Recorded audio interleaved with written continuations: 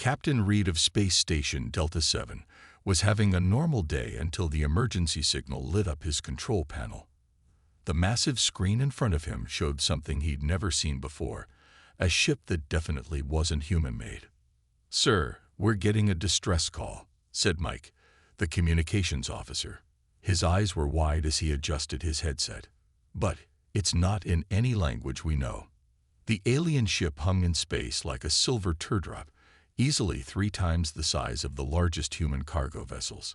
Beautiful streams of blue light pulsed along its hull, but they were flickering irregularly. Even to an untrained eye, something was clearly wrong. "Put it through the universal translator," Reed ordered, straightening his uniform. First contact with aliens while their ship was breaking down. Just perfect. After a few seconds of static and strange sounds, words began forming. "Immediate assistance required. Critical system failure in quantum drive core. Any nearby stations, please respond." Reed took a deep breath and pressed the transmit button. "This is Captain Reed of Human Space Station Delta 7. We can offer assistance. Please state the nature of your emergency." There was a long pause. The alien crew was probably just as surprised to find humans out here as the humans were to find them. Finally, the response came. "Human station. Our data shows your species has only achieved basic space travel. Our ship's quantum drive systems are far beyond your technological level. We will wait for a more suitable rescue vessel." Reed could hear the doubt in the alien's voice, but he also noticed the increasing instability in their ship's energy readings. "Your drive core is losing containment," he said calmly. "At the current rate of deterioration, you have maybe 2 hours before catastrophic failure. The nearest advanced species repair station is 5 hours away." Another pause, longer this time. The alien ship's lights flickered more violently. "Accepted. Preparing for docking procedure." Reed immediately called the station's repair bay. "Tom, get your team ready. We've got an alien ship coming in with drive core problems." "Alien ship?" Tom Roberts' voice cracked with excitement. "Real aliens? What kind of drive system?" "Something quantum-based. They think we're too primitive to help, but they don't have a choice. Show them what humans can do." Tom's team scrambled to prepare as the alien ship carefully maneuvered toward the docking bay. The massive doors opened, and emergency force field generators hummed to life, creating a secure space for the damaged vessel. When the alien ship was safely docked, its main hatch opened with a hiss of escaping air. 3 tall figures emerged, their bodies covered in what looked like flowing metal suits. Their helmet visors were dark, hiding their faces completely. The tallest alien stepped forward, holding some kind of advanced scanning device. "I am First Engineer Vax. These are my assistants.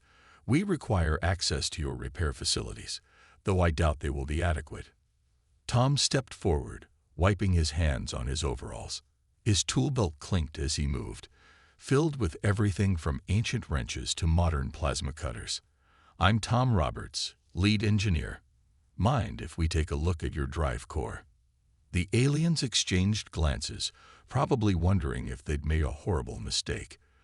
But as another surge of energy rippled through their ship, they had no choice but to agree. Inside the ship, Tom's team spread out, running basic diagnostics. The alien technology was incredibly advanced, but problems were problems, no matter how fancy the packaging. "There," Tom said, pointing to a section of the drive core where the energy flow was clearly disrupted.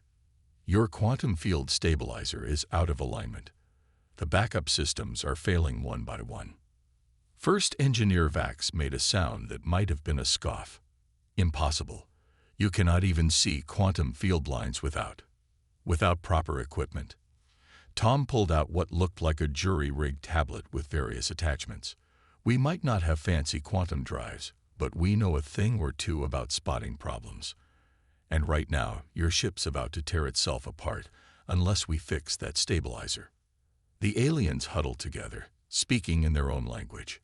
Their ship groaned ominously, making the decision for them. First Engineer Vax turned back to Tom. "Very well. Show us what humans can do. Tom grinned and opened his toolbox. All right, team, let's get to work. These folks need to learn why human repair stations are about to become their favorite stopping spots. Tom Roberts stood before the alien quantum drive, his experienced eyes taking in every detail. The massive engine room hummed with dangerous energy as warning lights flashed across alien control panels. His team waited for his instructions, tools ready. First things first, Tom said, pulling out his tablet. We need to stabilize that quantum field before it collapses. Jack, get the magnetic field generators from Bay 3. Mary, I need the experimental containment units we used on that fusion reactor last month. First Engineer Vax watched in disbelief as the humans rushed around with their seemingly primitive equipment. Those tools cannot possibly interact with quantum-level technology, he protested. Tom didn't pause his work. Maybe not directly, he said, attaching sensors to key points around the drive. But quantum fields still follow basic physics. If we can't fix it at the quantum level, we'll stabilize it from the outside and work our way in. The alien engineer's helmet tilted in confusion. That is, not standard procedure. Standard procedures are for standard problems, Mary said, returning with what looked like modified power cells. This is definitely not standard. The team worked quickly, setting up a makeshift containment field around the failing drive. Tom's tablet showed the quantum field fluctuations in real time, translated into patterns he could understand. It wasn't pretty, but it was working. Look here, Tom pointed to his screen, showing Vax. Your quantum field is trying to collapse because the stabilizer's out of alignment.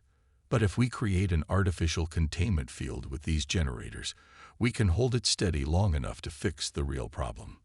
The alien ship shuddered again, but less violently this time. The emergency lights dimmed slightly as the human team's containment field took effect. Impossible, Vax whispered, checking his own instruments. You're actually stabilizing it. That's step one, Tom said, already moving to the next phase. Now comes the tricky part. We need to realign the quantum stabilizer while keeping the field contained. Jack, hand me the modified plasma torch. The what? Vax stepped forward in alarm. You cannot use a plasma torch on quantum equipment. Tom smiled as he held up the tool.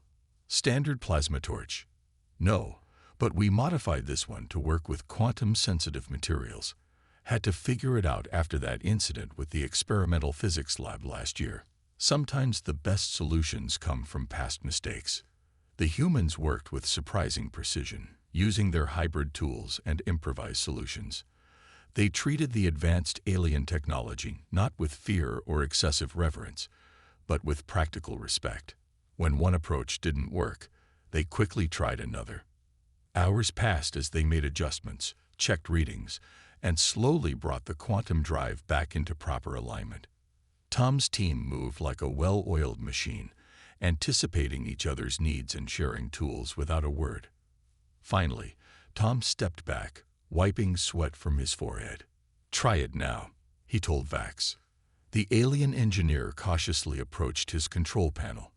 With careful movements, he initiated a diagnostic sequence. The ship hummed, its lights steady and bright. All warning signals had gone silent.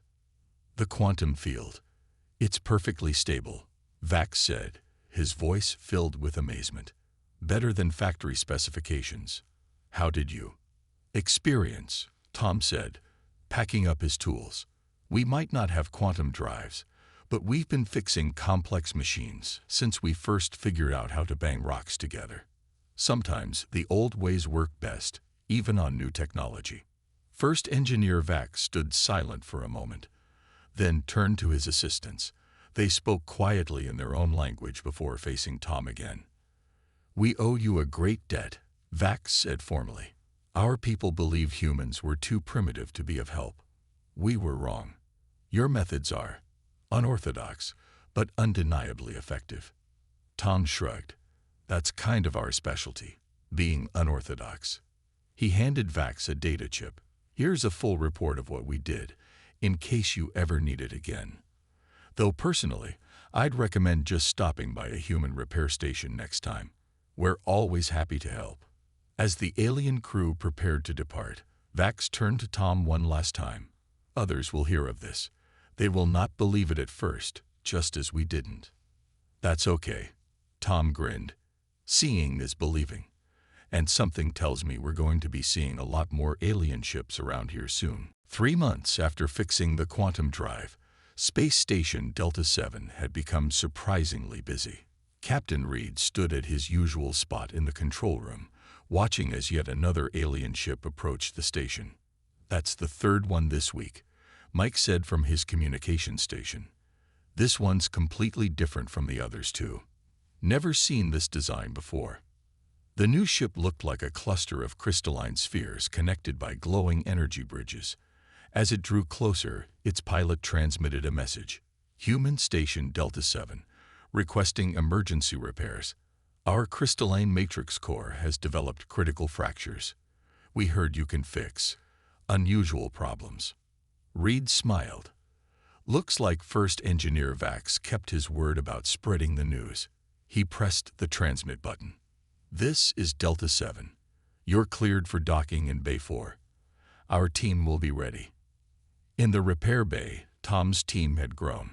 The station had hired more engineers and technicians to handle the increasing alien traffic.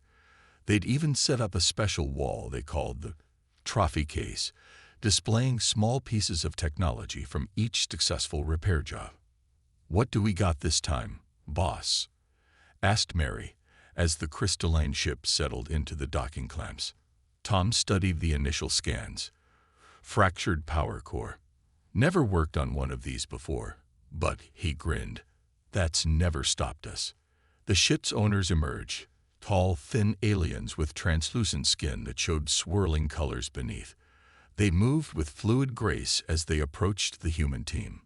"We are far from our home system," their leader said. "Our own repair stations couldn't fix the fractures. But we received a message through the galactic networks about this place, about humans who solve impossible problems." Word had indeed spread fast through the galaxy. The story of how a primitive human repair team had fixed an advanced quantum drive had caught the attention of many species. Some dismissed it as impossible, but desperate ship captains with failing systems decided it was worth a try. As Tom's team worked on the crystalline ship, 3 more alien vessels arrived at the station. One had problems with its gravity generators, another needed help with its bioorganic hull, and the third had somehow managed to tangle its dimensional anchor. "You know what's funny?" Jack said during their quick lunch break. "Half these aliens have technology they say we couldn't possibly understand, but they still can't fix it themselves." "That's because they only know how things are supposed to work," Tom replied, watching as Mary used a modified ultrasound device to map the crystal fractures. "We figure out how things actually work." Big difference. The repair station's reputation grew with each successful fix. Alien crews began sharing stories on the galactic networks about the strange human methods, about how they combined technologies in ways no one had thought possible, about how they looked at problems differently. One story told of how Tom's team had fixed a temporal engine using parts from a kitchen mixer. Another described humans using sound waves to repair quantum crystalline structures. Each tale seemed more impossible than the last, but the results couldn't be denied. By the end of the 6th month, Delta 7 had become a legendary name among space travelers. Ships would divert their routes by hundreds of light years just to get repairs done by humans. Some alien engineers even started staying at the station, hoping to learn the humans' repair secrets. "I don't understand," a particularly frustrated alien engineer said one day, watching Tom's team work. "Your species hasn't even developed quantum technology. How can you fix things you didn't invent?" Tom looked up from where he was reconnecting crystal matrix lines using modified fiber optic tools. Sometimes not knowing how something is supposed to work is an advantage. We just see problems that need fixing. As the day ended, Captain Reed updated the station's log. The trophy case now had specimens from 27 different alien technologies. Each piece told a story of human ingenuity winning out over impossible odds. "Send a message to Earth Command," Reed told Mike. "Tell them we're going to need a bigger repair bay. Something tells me this is just the beginning." 1 year after the first alien repair, Space Station Delta 7 had transformed beyond recognition. Earth Command had approved a massive expansion, turning the once modest repair station into the largest maintenance facility in the sector. The station now sprouted multiple new docking arms, each specialized for different types of alien ships. Tom walked through the newly completed Innovation Center, his footsteps echoing in the large space. The walls were lined with workbenches where human engineers worked alongside alien technicians, sharing knowledge and creating new repair techniques. "Look at this, Tom," called out Mary from her workstation. She held up what looked like a cross between a wrench and a small star. "Combined our adjustable tools with Stellar Empire crystal technology. It can repair quantum fluctuations and fix a leaky pipe, all in one tool." The Innovation Center had become famous for such hybrid creations. Humans took the best parts of various alien technologies and combined them in ways their original designers never imagined. What started as emergency repairs had evolved into something much bigger. "Chief Roberts." A young engineer ran up, tablet in hand. "The wall just got another one." The wall of impossible fixes had grown from a simple trophy case into a massive display covering an entire section of the station. Each item told the story of a repair that should have been impossible. Below each piece was a simple plaque explaining how human ingenuity had solved the problem. Tom followed the excited engineer to the wall's newest addition. Inside a protective case sat what looked like a twisted piece of dark metal. The plaque read, "Temporal Drive Fragment. Repaired using modified Earth sonar technology and cooking oil." That was a tough one, Tom remembered, touching the case. Ship's crew said the metal was time-locked. Couldn't be changed or fixed because it existed in multiple moments at once. So we thought, what if we fix it in all those moments simultaneously? The Innovation Center had become more than just a repair shop. It was a place where the impossible became possible, where different species learned from each other, and where human creativity shone brightest. In one corner, Jack worked with 3 alien engineers to design new diagnostic tools. They combined alien scanning technology with human intuition, creating devices that could spot problems before they became critical. The key was thinking simple, Jack explained to his alien colleagues. Your scanners could detect everything, but they showed too much information.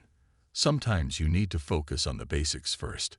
The station's reputation had grown so much that alien manufacturing companies started sending their engineers to study human repair methods. They called it reverse innovation, learning from a less advanced species to improve their own technology. "I still don't understand," said an alien observer, watching a human team repair a quantum-shifted engine using parts from 6 different species' technologies. "How do you know these combinations will work?" "We don't," Tom replied honestly. "But we understand the principles behind each piece. Sometimes you have to trust your instincts and try something new." That philosophy had led to the creation of the station's newest section, the experimental bay. Here, engineers could safely test new repair methods and tool combinations. Some failed spectacularly, but each failure taught them something new. Captain Reed stood in his expanded control room, watching ships from across the galaxy queue up for repairs. The station now had a waiting list several weeks long, but no one seemed to mind. They knew the wait was worth it. "Message from Earth Command," Mike announced. "They want to know if we can train engineers for other human stations. Apparently, every species in the galaxy wants a human repair station in their sector." Reed smiled.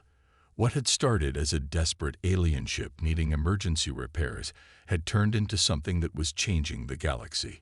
Humans might not have the most advanced technology, but they had something just as valuable: the ability to make any technology work better.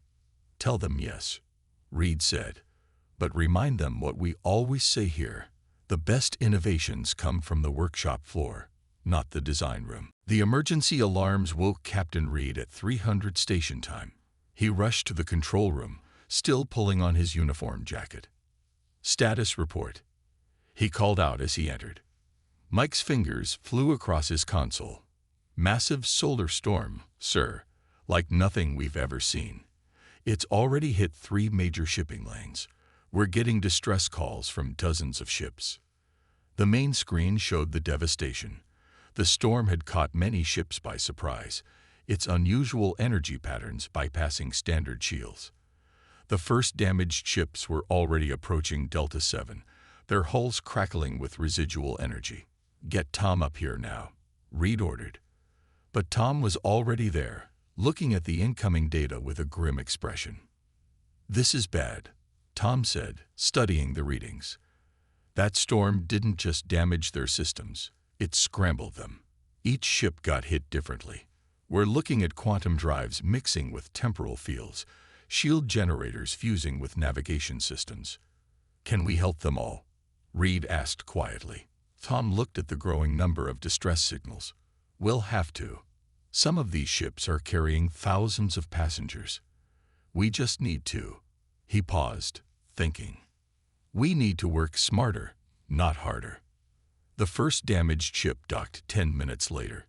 It was followed by 3 more, then 5, then a dozen. Soon, all 7 repair bays were full with more ships waiting. Tom gathered his expanded team in the Innovation Center. "Listen up. This is what we trained for. Mary, take Bay 1 to 3. Jack, you've got 4 to 6. I'll handle Bay 7 and coordinate. Remember what we learned. Look for patterns, share solutions, and think creatively." The repair teams spread out, facing challenges unlike anything they'd seen before. In Bay 2, a ship's quantum core had merged with its coffee machine, somehow creating a device that made drinks from parallel universes. In Bay 4, a temporal shield had wrapped backwards, causing the ship to age in reverse. "How's it going?" Tom asked over the comm system, his hands deep in the complicated wiring of a fusion drive that had started speaking in poetry. "Bay 1 secure," Mary reported. "Used the crystal sonic hybrid tools to separate the quantum fields." Moving to Bay 2. "Bay 4 contained," Jack added. "That reverse aging effect actually gave me an idea for Bay 5's problem. Coming up with some interesting solutions here, boss."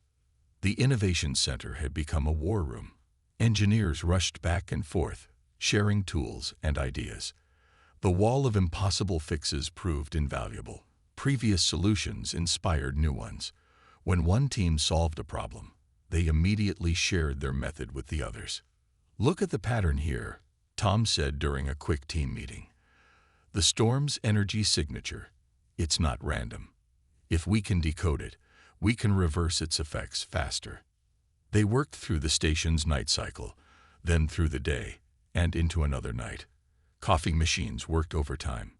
Alien crew members helped where they could, amazed by the human stamina and creative problem-solving.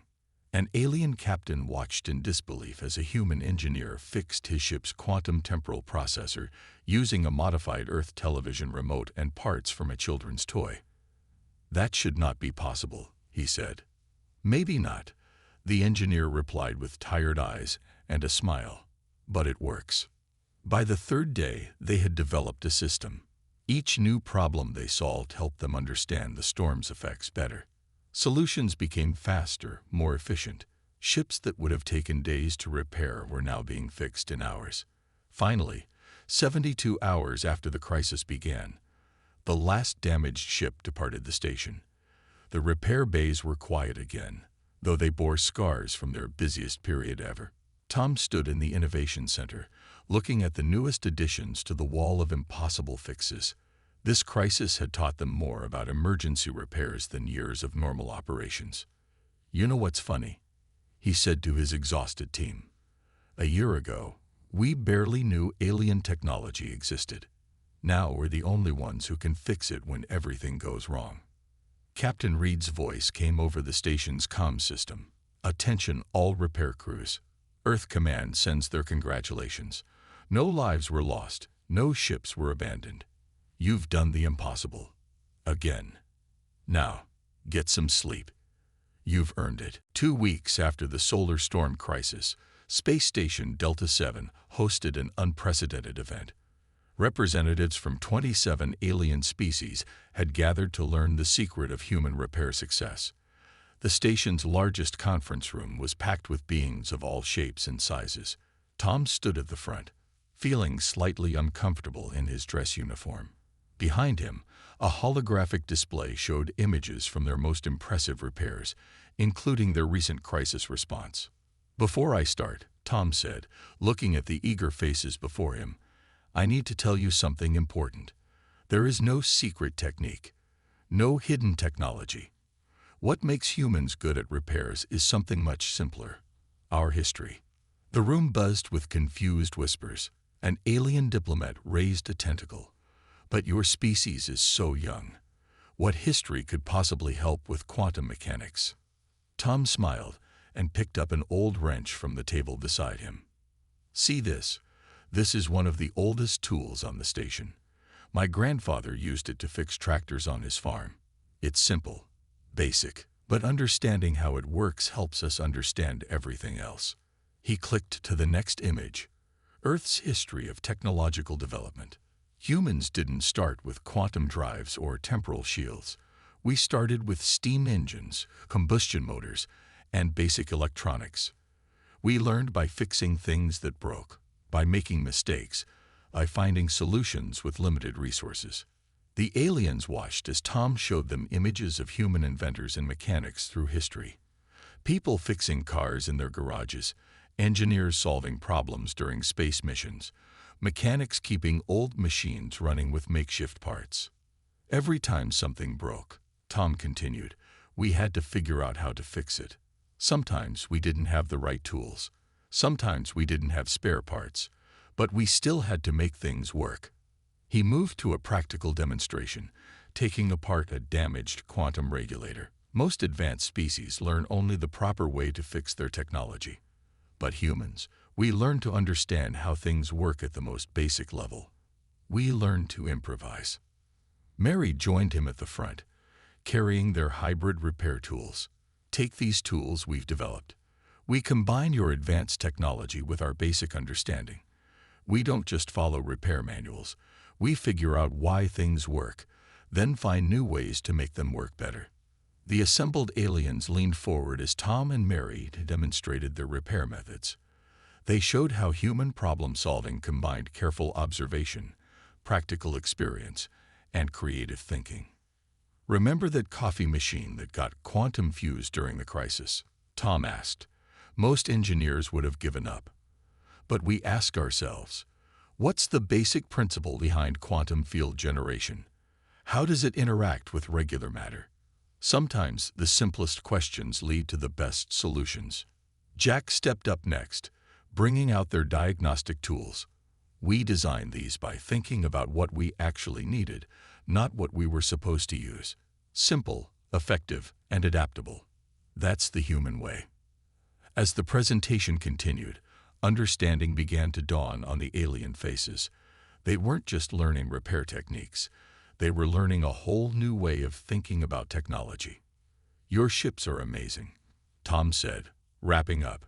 "They're far more advanced than anything we've built. But when they break down in unexpected ways, you need people who are used to dealing with the unexpected. That's us. That's what humans do best." The questions came for hours afterward. The aliens wanted to know everything: how humans train their engineers, how they develop their tools, how they approach new problems. "But how can we learn this method?" one alien asked. "Our engineers are trained to follow precise procedures." Tom looked at his team, then back at the audience. "Start with the basics. Forget what you know about how things are supposed to work. Take things apart. Put them back together. Make mistakes and learn from them. That's how humans learned, and that's how you'll learn too." As the conference ended, Captain Reed watched the alien representatives leave, deep in discussion. "Do you think they understood?" he asked Tom. "Maybe not yet," Tom replied, packing up his tools. But they will. Because there's one thing humans know better than anyone else in the galaxy. Sometimes you have to break things down to their simplest parts before you can make them work better than ever. 5 years after the first quantum drive repair, the view from Space Station Delta 7's observation deck had changed dramatically. The original station was now just one small part of what had become the Galactic Engineering Academy. Massive new structures stretched out in all directions, including specialized repair bays, research centers, and training facilities. Tom walked through the Academy's main hall, now wearing the formal uniform of chief instructor. The walls were lined with screens showing live feeds from human repair stations across the galaxy.